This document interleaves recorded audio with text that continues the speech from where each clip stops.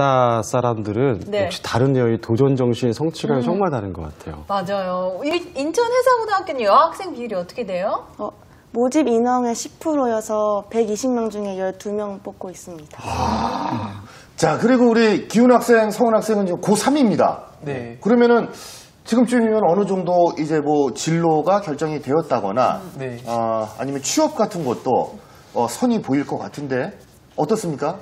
저는 벌써 취업이 배정돼서 이제 중동으로 케미컬 선을 타고 나가게 되는데 취업이 됐어요? 네, 이미 됐어요. 일단 축하드립니다. 그럼 어떤 일을 하게 됩니까?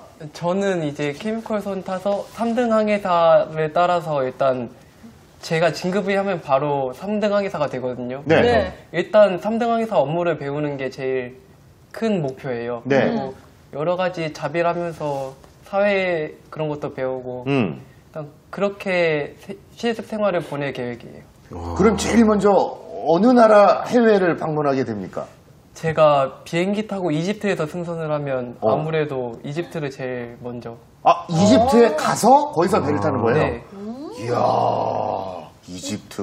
야, 직접 거기 가서 비행기를 타고 가서 배를 운전한다. 그러니까 그게 실습이 아니라 이제 취업 바로. 그렇죠. 취업이에요. 그게 취업.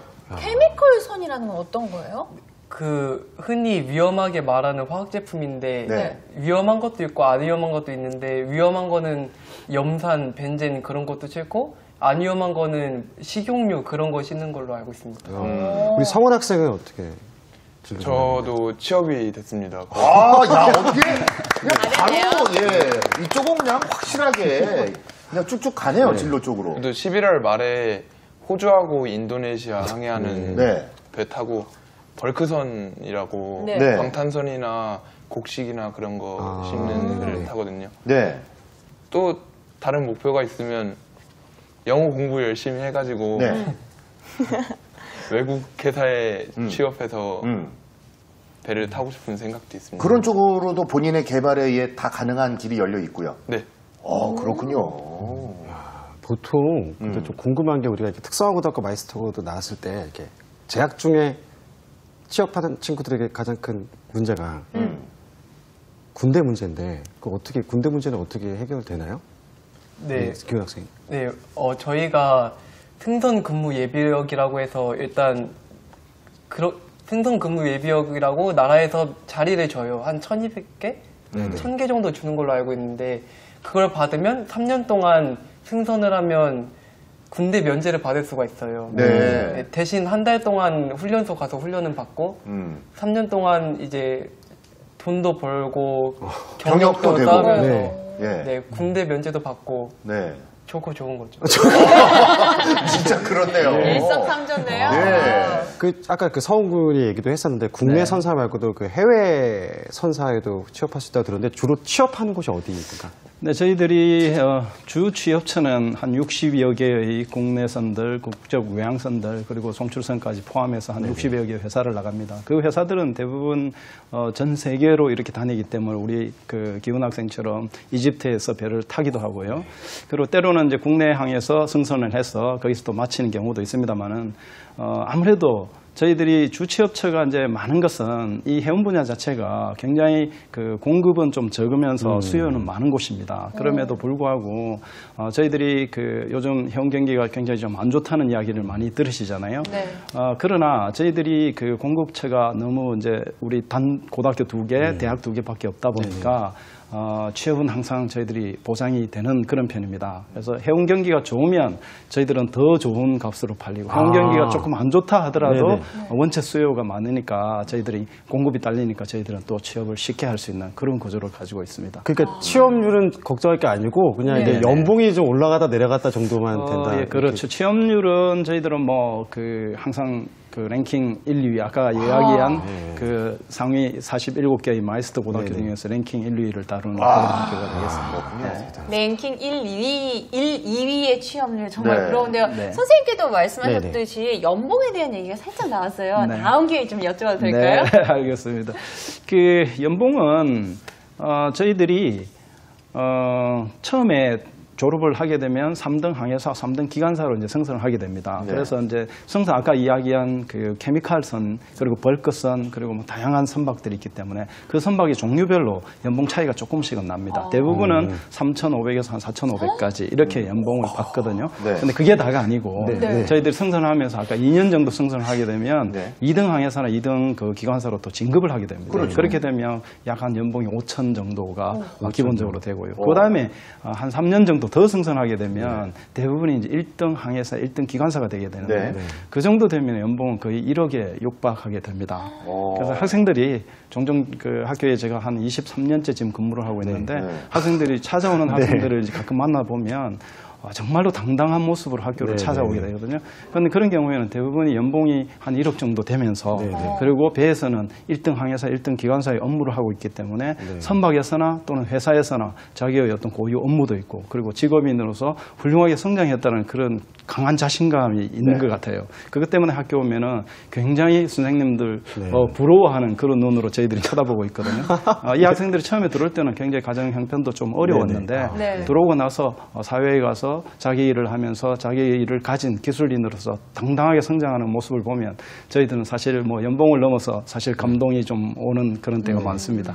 예. 아, 그러니까 저도 보니까 아까 웃어버렸는데요. 보통 이게 제자들 고등학교에서 졸업을 시켜서 한 6년, 5년 뒤에 찾아오면 보통 군대 제대하고 대학교 3학년? 그래서 선생님 밥 사주세요 하는 정도인데 한 6년 뒤면 이제 억대 연봉자가 돼서 선생님하고 오는 게 참 대단한데 그리고 거기에서 네. 이어가서요. 네. 도선사까지 도전을 해서 성공하게 된다면 변리사와 도선사가 우리나라 연봉 1, 2위를 다투는 직업입니다. 네, 맞습니다. 예, 도선사까지의 성공이 가능한 길도 네. 있잖아요. 열심히 노력을 하면. 저희 이제 항해과 학생들이 나중에 이제 1항사를 거쳐서 그 선장이 됩니다. 그럼 선장이 되고 나서 한 5년 정도의 경력을 가지면 도선사에 응시를 할 수 있거든요. 네. 그래서 지금 현재 고졸 출신 도선사도 현재 있고요. 네. 그리고 우리 학생들이 요즘에 들어온 학생들 굉장히 또 실력도 뛰어나기 때문에 네. 아마도 승선을 계속하게 되면 도선사도 충분히 할 수 있으리라고 저는 생각이 됩니다. 참 돈 얘기 하긴 그렇지만 궁금하니까 도선사 정도 되면은 연봉이 얼마나? 보통 선장님들이 연봉이 한 1억 4, 5천은 되거든요. 네. 그 정도 되는데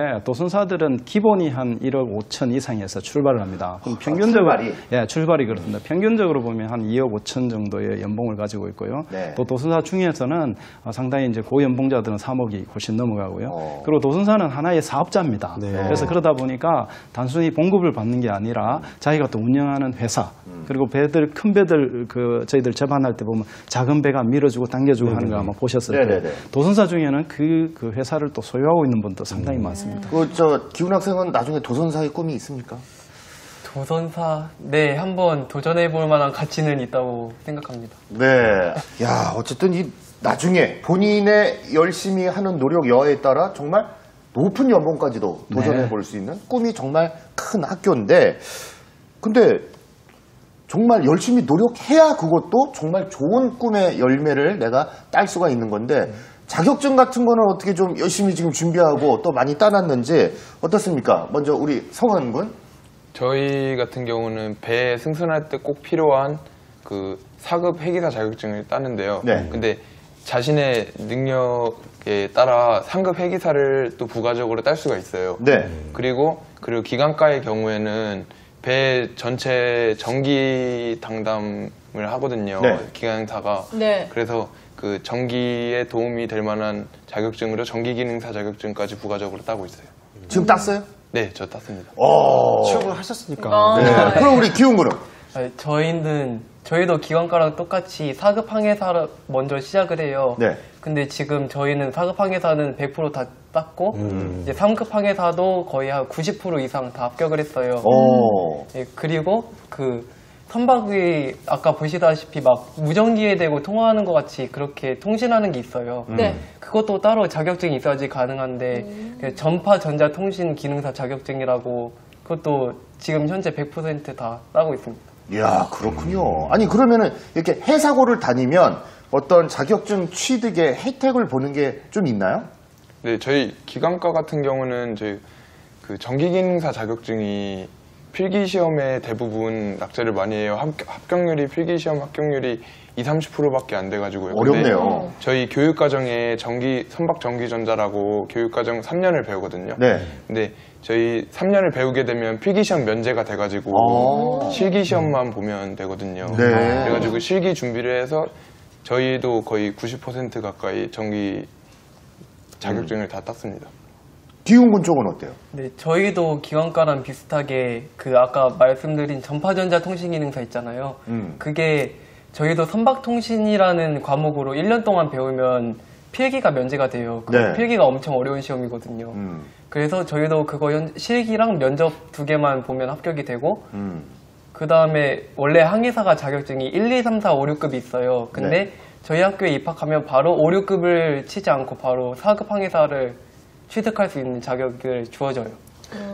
그러면 선생님 이게 해사고에서 자격증 딸 때 어떤 네. 뭐 특혜라든지 아니면 뭐 또 네, 장점 같은 게 있을까요? 저희들이 좀 전에 이제 기훈군이 얘기했듯이 1급에서 6급까지 이제 해기사 자격증. 여기서 해기사라는 건 항해사와 기관사를 합해서 저희들은 해기사라고 부릅니다. 네. 근데 그런 자격증이 있는데 그 중에서 보통 저희들처럼 지정 교육기관으로 정해진 학교가 고등학교는 4급을 취득할 수 있고요. 대학교는 이제 3급을 취득할 수 있습니다. 그런데 저희 학생들은 이미 학교 다니는 동안에 4급 회계사는 100% 합격을 다 했고요. 그리고 이제 3급 대학생들이 졸업하면서 받는 그 3급 회계사도 90% 이상을 지금 합격해 놓은 상태입니다. 예, 대단한 거죠. 네. 예.